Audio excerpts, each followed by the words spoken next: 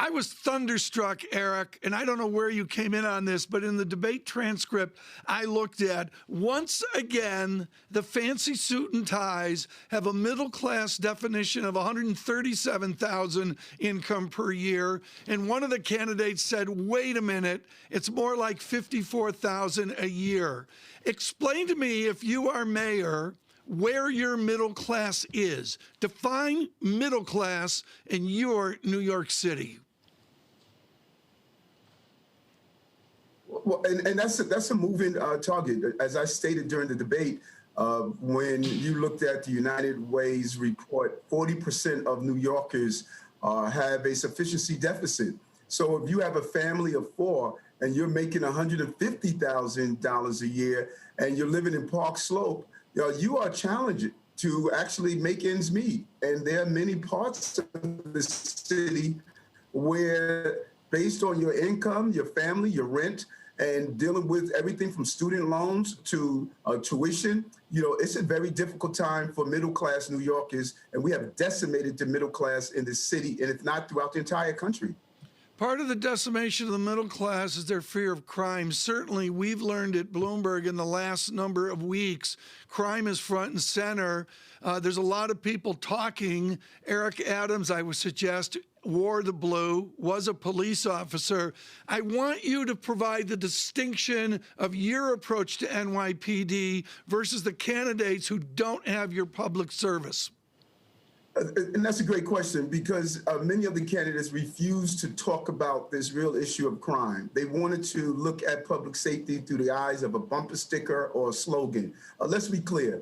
The prerequisite to prosperity is public safety and justice. We're not going to recover as a city or a country if we don't get this crime under control. No one is going to come here as a tourist, a multi-billion-dollar industry. If you have 3-year-old children shot in Times Square, no one wants to ride our subways to get back into the office spaces if you're slashed or shoved to the subway system on the subway tracks.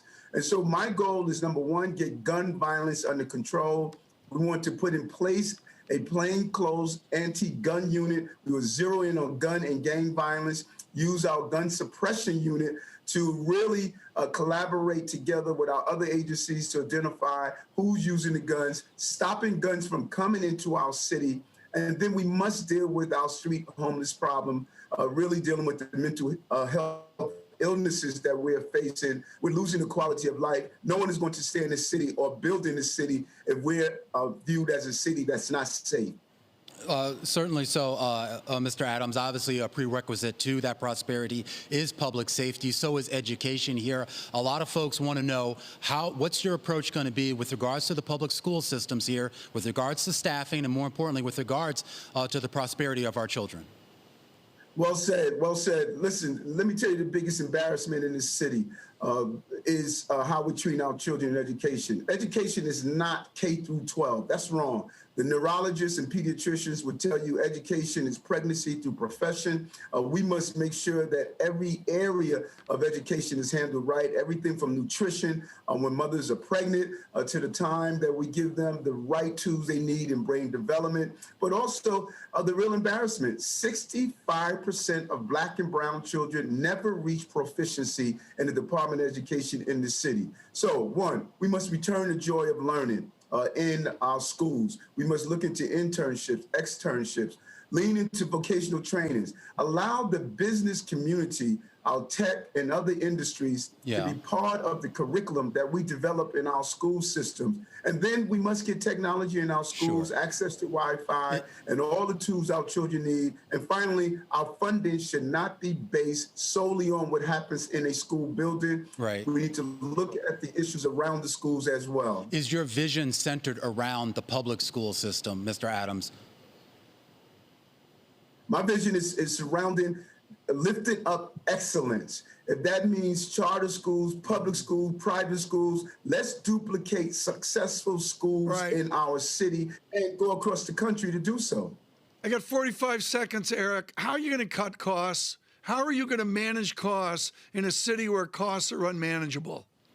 Our city is dysfunctional, as cities across America because they are. Number one, we're going to rein in a 3 to 5% cut in all of our agencies. There's a lot of fat. We have a $20 billion increase in our budget. This is just too much waste and mismanagement, and we're not going to hurt those communities that were hardest hit during COVID and even pre-COVID. This city is manageable. Taxpayers are doing their dollars, doing the right things by paying their taxes. It's time for us to do the right thing with government by using those dollars correctly. We're too expensive, too bureaucratic, and too difficult to do business in this city, and that's going to change day one.